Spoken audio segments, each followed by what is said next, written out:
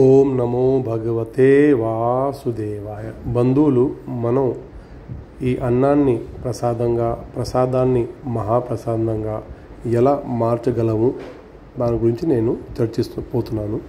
పొద్దున్నే ముందు లేవగానే దేవుడికి ధనం పెట్టేసి మనం వెంటనే బాత్రూమ్కి వెళ్ళిపోయి ఫ్రెష్ అయిపోయి స్నానం చేసుకొని ఫ్రెష్ బట్టలు వేసుకొని మనం వెంటనే కిచెన్కి వెళ్ళిపోయి ఆ రాత్రి వంటలన్నీ అంటే ఎంగలు ఉంటాయి కాబట్టి వంటలన్నీ తీసుకొని వాష్ చేయాలో లేకపోతే ఇక్కడ సైడ్ జగా ఉండి అక్కడ పెట్టేసి పని మనిషి వచ్చి క్లీన్ చేసేంతవరకు మనం ఆ కిచెన్ను ఆ గ్యాస్ స్టవ్ మొత్తం స్వచ్ఛం చేసి నీట్ చేసి ఆ దేవుడికి మనం వంట స్టార్ట్ చేయాలి. కానీ గుర్తుపెట్టుకోండి, ఉల్లిపాయ వెల్లుల్లిపాయ వాడరాదు.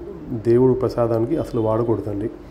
మనం కిచెన్ నీట్గా మనం అంటే స్టార్ట్ చేసేదాకా దేవుడు నామం చెప్పుకుంటూ హరే కృష్ణ కృష్ణ కృష్ణ హరే హరే హరే రామ రామ రామ హరే హరే అలా మంచి మీకు ఇష్టమైన మంత్రాన్ని మీరు చెప్పుకుంటూ ఆ దేవుడి నామం స్మరణ చేసుకుంటూ best of the best items వాడి దేవుడికి మనం ఉన్న వాటిలో బెస్ట్ ఐటమ్సే మనం సమర్పించాలండి. ఫ్రూట్స్ అయినా లేకపోతే వంటలైనా సరే ఏదైనా సరే బెస్ట్. ఎందుకంటే మన మోడీ గారు మన రాజు గారు వస్తే మనం ఏం చేస్తాం, ఉన్న వాటిలో బెస్ట్ ఐటమ్సే వంట చేసి ఆయనకి పెడతాం. అలాగే ఈయన రాజుకే మహారాజా దేవుడుగా కాబట్టి ఆయనకి బెస్ట్ ఆఫ్ ద బెస్టే వంటలు చేసి మనం తులసి దళాన్ని పెట్టి ఆ దేవునికి సమర్పించాలి. దేవుడు అంటే పత్రం పుష్పం ఫలం తోయం ఈ 4 ఐటమ్ నాకు సమర్పిస్తే చాలా. కానీ మనం ఏం చేస్తాం, మన తినే ప్రతి వస్తువు మనం దేవుడికి సమర్పించాలండి.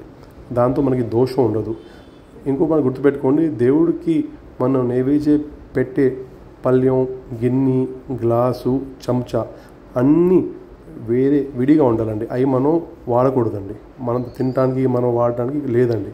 అవి దేవుడి వరకే వాడాలండి.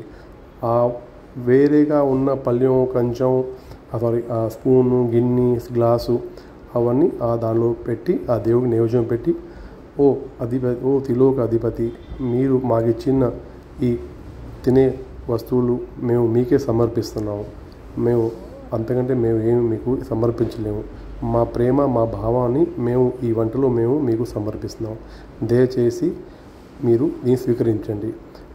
ఎప్పుడు మనం వంట స్టార్ట్ చేస్తాము, ఆ దేవుడి నామం జపిస్తాం హరే కృష్ణ, ఆ అన్నం ప్రసాదంగా మారిపోయిద్దండి. ఎందుకంటే మీరు దేవుడి నామం స్మరణ చేస్తున్నారు కాబట్టి ఆ ప్రసాదాన్ని ఎప్పుడు మనం దేవుడికి నైవేద్యంగా మనం అర్పిస్తాము తులసి దళం పెట్టి, అది మహాప్రసాదంగా మారిపోద్దండి.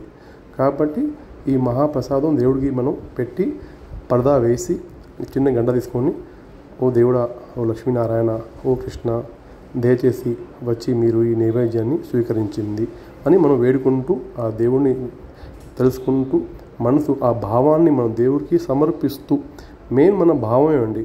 ఎందుకంటే ఇవన్నీ వస్తువులు దేవుడు మనకి ఇచ్చినవే, మనం ఆయనకి స్పెషల్గా ఇచ్చేది ఏం లేదండి.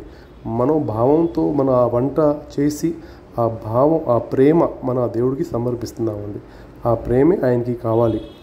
ఆయన త్రిలోక నాయకుడు అండి. ఆయనకి అన్నీ అవసరమా లేదు. కానీ మన ప్రేమ మన భావమే ఆయనకి కావాలి. అదే పూజగా మారుద్దండి.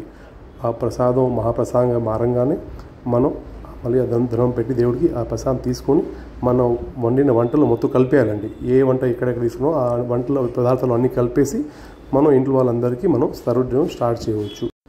ఆ ప్రసాదం నైవేద్యంగా మనం కూడా తినంగానే మనం కూడా ప్యూర్ అయిపోతామండి. Pure for sure 100%. మనం కూడా లోపల అన్ని బ్యాడ్ నెగిటివ్ ఎనర్జీ బయటికి వెళ్ళిపోయిద్దండి. ఆ పాజిటివ్ ఎనర్జీ ఆ దేవుడికి ఈ ప్రకృతి మనకు వస్తుంది. ఓం నమో భగవతే వాసుదేవ.